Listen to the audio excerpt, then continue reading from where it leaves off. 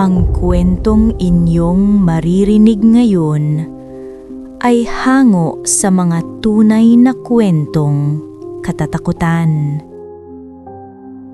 Ang balon sa likod ng bahay.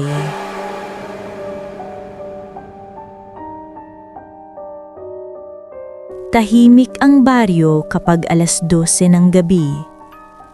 Hindi yung tahimik na payapa, kundi yung tahimik na parang may nakikinig. Sa likod ng lumang bahay namin sa probinsya, may isang balon. Matagal na itong hindi ginagamit. May takip na kahoy, nabubulok, basag-basag, at palaging basa kahit walang ulan. Noong bata pa ako, bawal kaming lumapit doon. Hindi dahil delikado, kundi dahil ayon sa matatanda, may batang naiwan doon.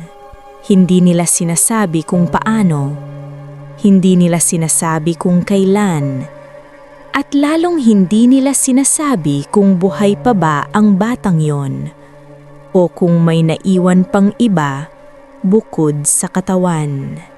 Tuwing gabi, kapag humahampas ang hangin sa mga puno ng mangga, may tunog na parang plok, plok, plok.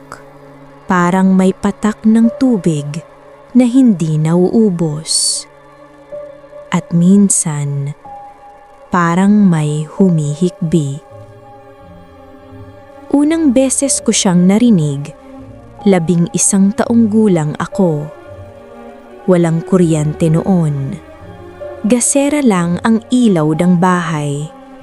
At lahat kami maagang natutulog. Ako lang ang gising. May narinig akong boses. Mahina, basag, parang pilit na umaakyat mula sa ilalim ng luta. Kuya, napaupo ako sa higaan. Akala ko panaginip, pero narinig ko ulit. Kuya, tulong. Hindi iyak ng matanda. Hindi rin boses ng babae. Boses ng bata. Nanggagaling sa likod ng bahay. Sa direksyon ng balon. Bumangon ako. Hindi ko alam kung bakit. Parang may humihila sa akin palabas. Tahimik ang paligid. Walang aso. Walang kuliglig. Kinuha ko ang gasera at dahan-dahan binuksan ang pinto. Pagdating ko sa likod, naandon ang balon. Mas malapit kaysa sa alaala ko. Mas madilim at mas bukas. Hindi ko matandaan na tinanggal ang takip, pero bukas ang bunganga nito. At mula sa ilalim, may umaakyat na malamig na hangin. Amoy lupa. Amoy tubig na hindi gumagalaw. Amoy nabulok na pagkabata. Lumapit ako. Bawat hakbang, mas lumalakas ang bulong. Kuya, nandito ako. Sumilip ako sa loob. Walang makita. Itim lang. Pero may narinig akong paghinga. Mabagal. Basang-basa. Parang may batang pilit humihinga sa ilalim ng tubig. Kuya, ang dilim. Nanginig ang kamay ko. Gusto kong tumakbo. Pero biglang may pumatak sa mukha ko. Hindi ulan. Luha. Malamig at may halong putik. Doon ko nakita 2 mata. Maliit, maputla, nakalubog sa dilim. Nakatingin sa akin at ngumiti. Isang ngiti ng batang hindi na dapat ngumingiti. Ikaw na ang susunod. Napatili ako, napaatas, at biglang bumagsak ang gasera sa lupa. Dilim. At sa dilim, may narinig akong pag-akyat. Parang kuko sa bato. Parang buto na kumikiskis sa pader ng balon. At isang hininga na nasa mismong likod ko. Hindi ako nakatulog noong gabing iyon. Hindi dahil sa takot lang, kundi dahil may naririnig pa rin akong paghinga kahit nakapikit na ako sa loob ng kwarto. Basang paghinga, mabagal, parang may tubig sa baga. At tuwing pipikit ako, nakikita ko ang dalawang matang iyon sa ilalim ng balon. Kinabukasan, tinanong ko ang lola ko. Hindi direkta, hindi biglaan, mahina lang. Lola, may balon po ba talaga sa likod? Huminto siya sa pagwawalis. Hindi siya tumingin sa akin. At doon ko unang napansin, nanginginig ang kamay niya. Bakit mo natanong? Mahina niyang sagot. Hindi ako sumagot agad. Parang may nakadagan sa dibdib ko. May naririnig po kasi ako sa gabi. Hindi na siya nagwalis. Umupo siya sa bangko.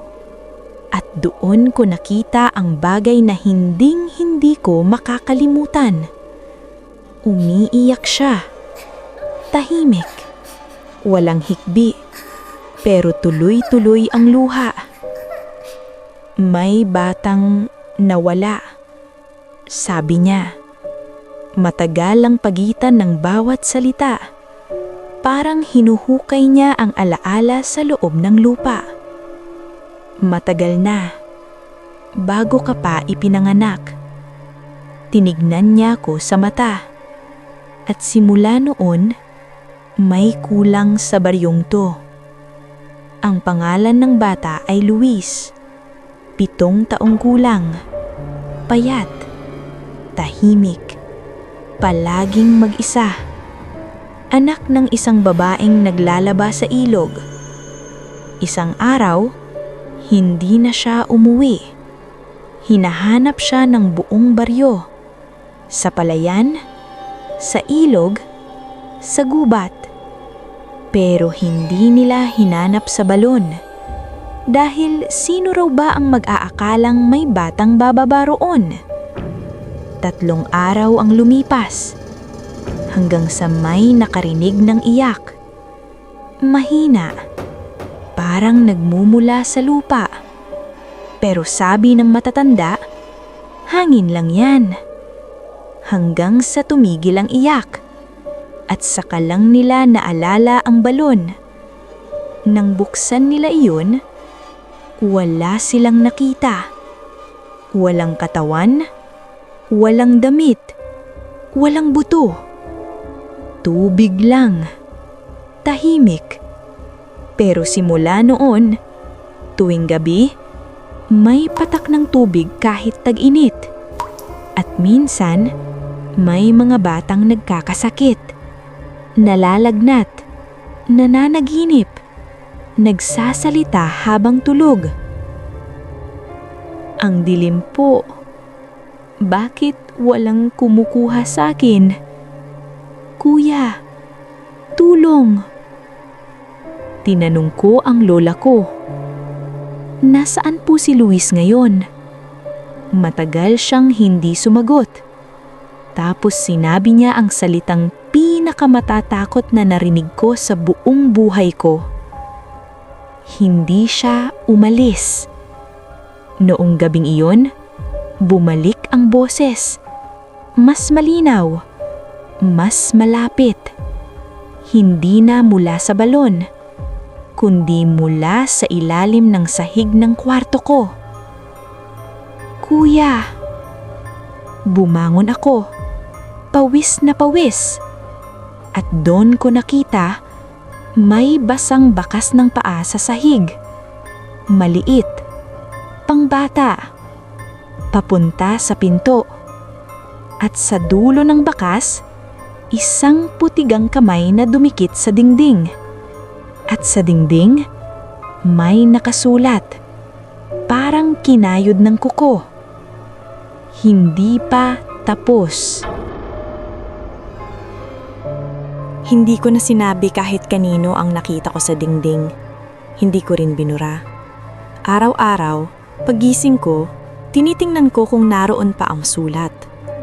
At araw-araw, nariyan pa rin. Parang sariwa. Parang kagagaling lang isulat. Kahit alam kong walang pumasok sa kwarto ko. Simula noon, nagbago ang mga gabi. Hindi na ako natatakot sa dilim. Natakot ako sa katahimikan bago magsalita ang boses. Dahil alam kong darating siya. At dumarating nga. Tuwing 12:00. Hindi maaga, hindi huli. Eksaktong 12:00. Kuya. Hindi na siya humihingi ng tulong. Hindi na rin siya umiiyak. Para na lang siyang naghihintay. Isang gabi, hindi na ako nagtakip ng kumot. Hindi na ako nagkunwaring tulog. Hinintay ko siya. Nang marinig ko ang paghinga sa ilalim ng sahig, nagsalita ako. Anong gusto mo? Tumigil ang lahat.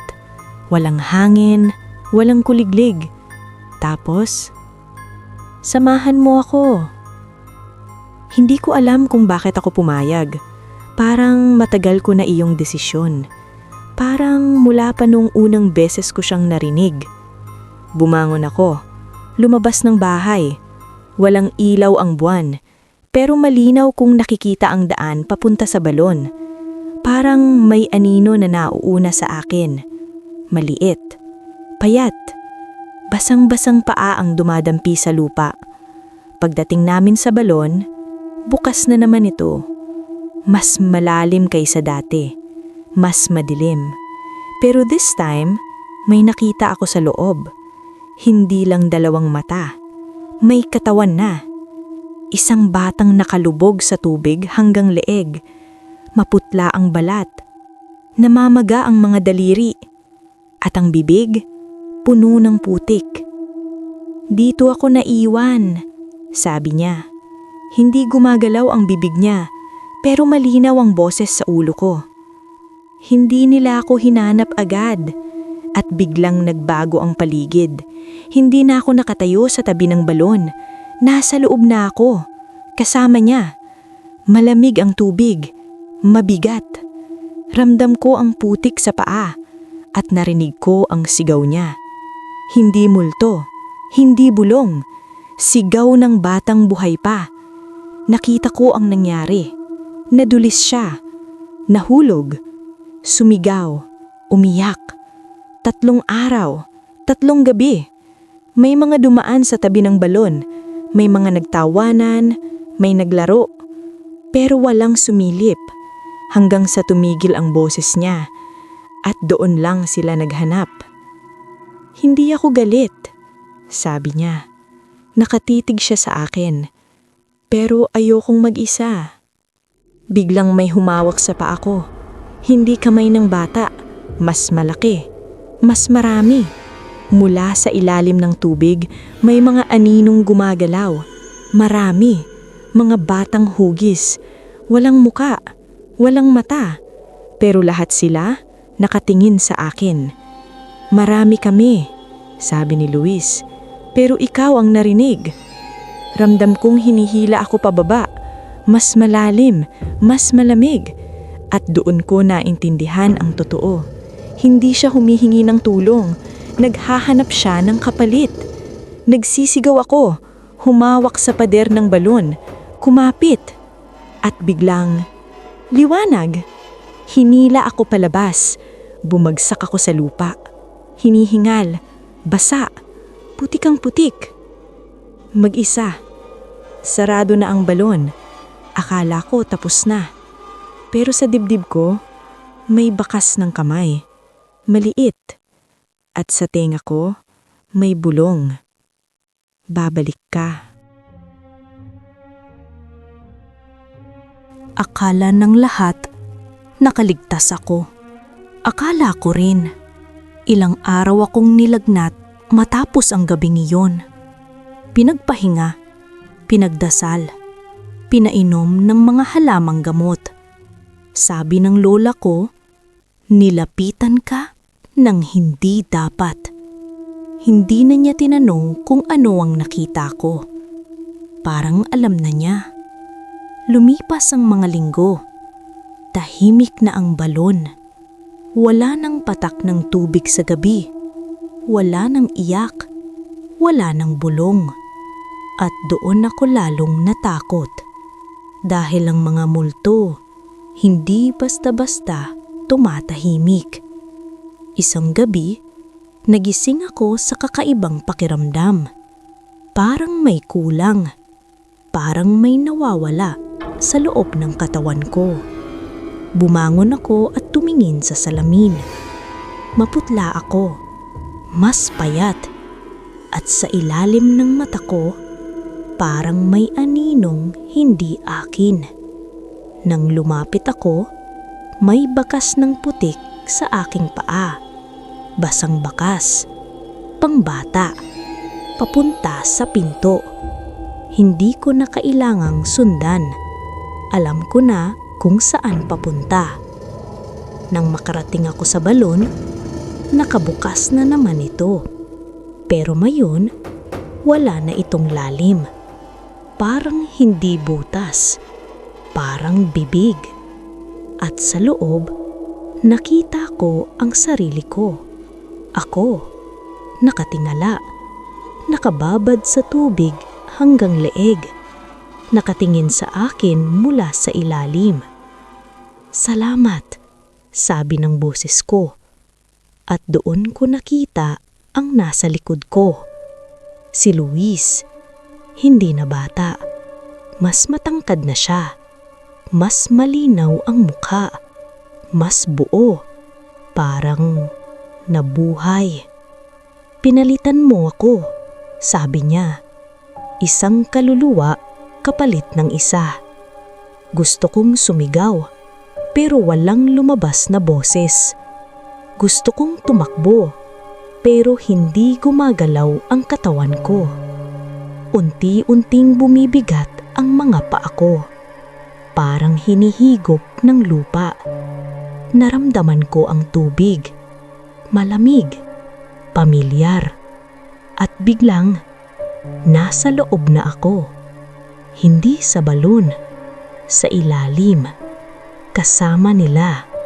Mga batang walang mukha, walang pangalan, walang naghahanap. At sa ibabaw, narinig ko ang sigaw ng isang bata. Bago, sariwa, takot na takot. Noong umaga, may batang nawala sa baryo. Hinahanap nila kahit saan. Sa ilog, sa palayan, sa gubat. Hindi nila hinanap sa balon.